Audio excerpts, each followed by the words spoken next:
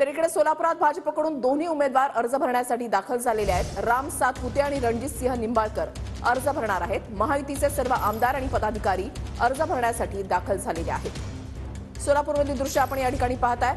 सागर सुरवसे आमचे प्रतिनिधी आमच्या सोबत आहेत, अधिक माहिती जाणून घेणार आहोत। सागर, मोठे शक्ती प्रदर्शन या ठिकाणी भाजपकडून केलं जात आहे।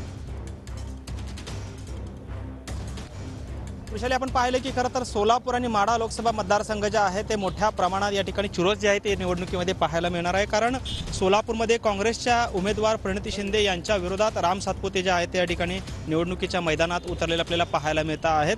खरं तर टफ फाईट जे आहे ते या ठिकाणी मानली जाते आणि त्याचे आज शक्ती प्रदर्शन जे आहे ते भाजपकडून करण्यात येते। खुद्द उपमुख्यमंत्री देवेंद्र फडणवीस जे आहेत ते आज सोलापूरमध्ये दाखल होत आहेत आणि या ठिकाणी भव्य असा रोड शो जो आहे तो देवेंद्र फडणवीस यांच्या मुख्य उपस्थितीमध्ये पार पडतोय आणि त्यासाठीच आपण पाहतोय सोलापूर लोकसभा आणि माढा लोकसभेचे रणजित सिंह नाईक निंबाळकर जे आहेत ते देखील या ठिकाणी अर्ज भरण्यासाठी दाखल झालेले पाहायला मिळतात। जिल्हाधिकारी कार्यालयामध्ये काही क्षणापूर्वीच हे दोन्ही नेते जे आहेत ते या ठिकाणी उमेदवार दाखल झालेले आहेत आणि जिल्ह्यातील सर्वच मातब्बर मंडळी जे आहेत या ठिकाणी दाखल झालेले आहे। आपण पाहतोय या ठिकाणी करमायाच्या रश्मी बागल आहेत, त्याचबरोबर पंढरपूरचे कल्याणराव काळे आहेत, मोहोळचे आमदार यशवंत माने, त्याचबरोबर माजी आमदार दीपक पाटील आहेत सांगोल्यातून, पंढरपूरचे आमदार जे आहेत ते समाधान अवताडे जे आहेत या ठिकाणी सर्व मोठे मातब्बर मंडळ या ठिकाणी दाखल झालेले आहेत। तात्या, काय चित्र आहे? आज मोहोळमधून आपण आमदार आहात, पाठिंबा आहे, आज अर्ज भरताय।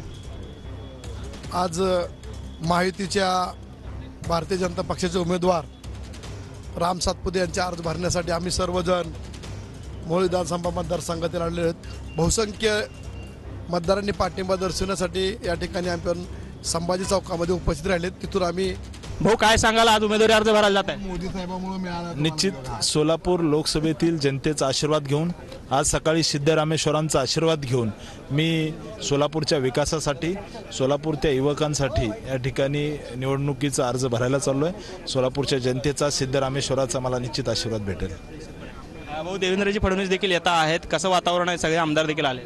आज 1 लाखापेक्षा जास्त संख्येच्या उपस्थितीमध्ये आम्ही सोलापूरकरांचा आशीर्वाद घेण्यासाठी माननीय देवेंद्रजींच्या नेतृत्वामध्ये अर्ज भरतोय। त्यांच्यासोबत बबनदादा देखील, दादा माढ्याची उमेदवारी आता अर्ज भरायला चाललेले आहेत, कसं असेल चित्र?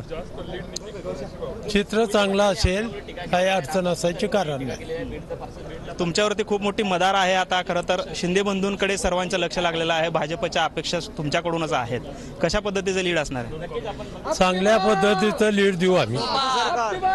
आपल्यासोबत माढा लोकसभेचे उमेदवार आहेत रणजित सिंह नाईक निंबाळकर, काय सांगाल? आज उमेदवारी अर्ज भरायला जात आहात, काय अपेक्षा आहे?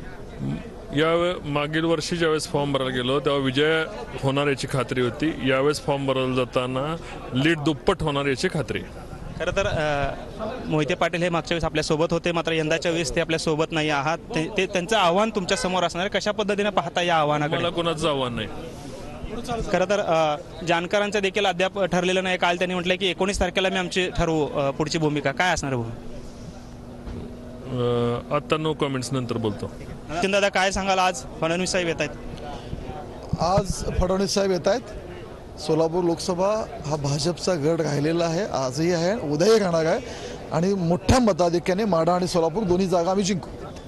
कॅमेरामन विनोद उनावातकरचा सागर सुरवसे, TV9 मराठी, सोलापूर।